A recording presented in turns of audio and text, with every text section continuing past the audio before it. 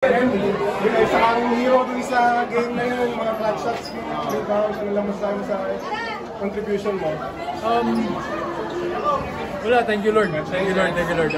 Kasi kailangan mag-step up kasi wala na si Roger, wala pa si Ronde, nahirapan na siya. So, hindi ko alam. Basta na-shoot yung tira ko, okay na. Pero anong nararamdaman mo nung yun nga, like, kahit no fourth quarter kasi meron ka ring ginawang press.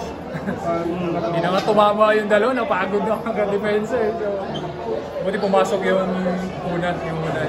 naging 6 points yung lamang. Ano sabi ni Poy nung niyakap ka? Ang Kabaw, makuha na. Anong sabihin na? Makuha na daw yung Carabao. Yun lang naman.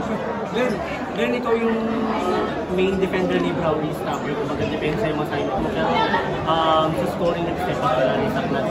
Anong ang naisip mo sa likod mo? Yun na, game 7 na yun eh. Sabi ko kung ma-open na ako, hindi ko napapakawalan siguro. Kasi yun na yung matutulong ko sa kanila sa turnover pa eh. So yun, nag-click naman siya, pumasok naman. Kasi nakita ko si RJ, hirap na rin siya. Si Ray, medyo nahihirapan na. Step up na lang din siguro. Well, I believe sa championship mo sa UAP with din yung isa ka rin sa naging heroes dito sa Game 7. Anong meron pag mga ganitong crucial moments mo? Well, I play for my family na naman and God. It's yun na iniisip ko din. So, walang let go, manalo-matalo. At least binigay mo yung best mo yung pinaka-importante din. So, nangyari lang na nakuha namin yung panalo. So, yung pinaka-masaya.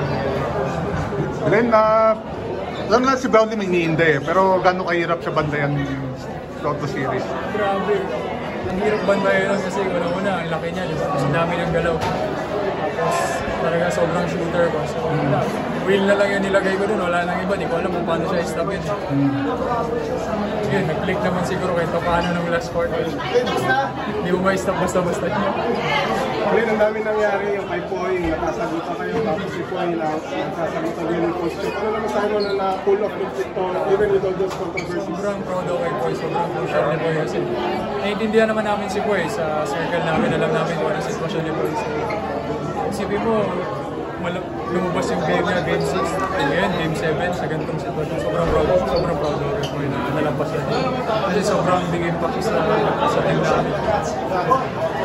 Glenn, mukhang maganda content po mamaya sa page mo. Bahala na.